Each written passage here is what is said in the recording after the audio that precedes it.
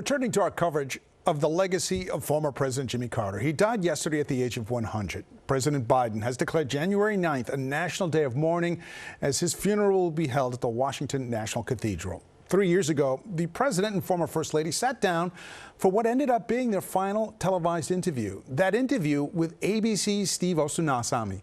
Today, Steve talked with us about his memories and impressions of his time with the Carters. We did not talk about current events. We did not talk about global affairs. This was celebrating their 75th wedding anniversary. I was very proud to have conducted that interview with them.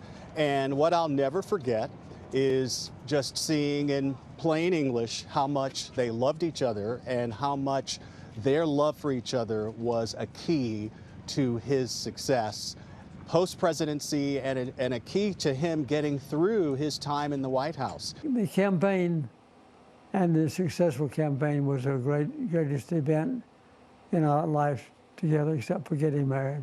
He's pretty wonderful in my life, too. She was absolutely his partner in life, his partner in spirit. They gave me a master class on what it took to endure in a relationship.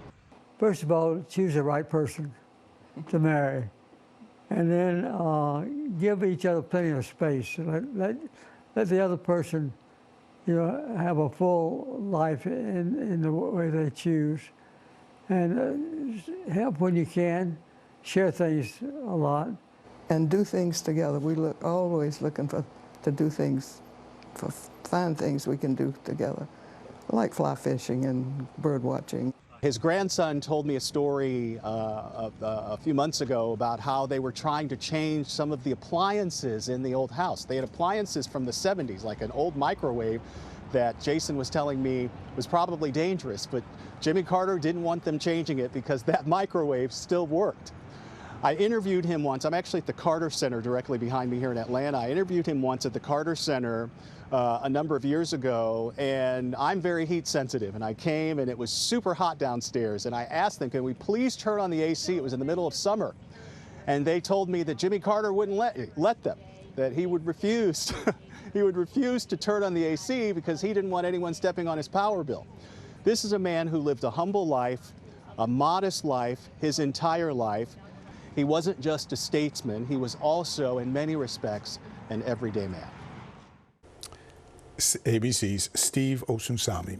Stay with Eyewitness News and ABC News as we remember the life of former President Jimmy Carter. As we learn more about funeral arrangements, we'll bring you that information on air and online at ABC7NY.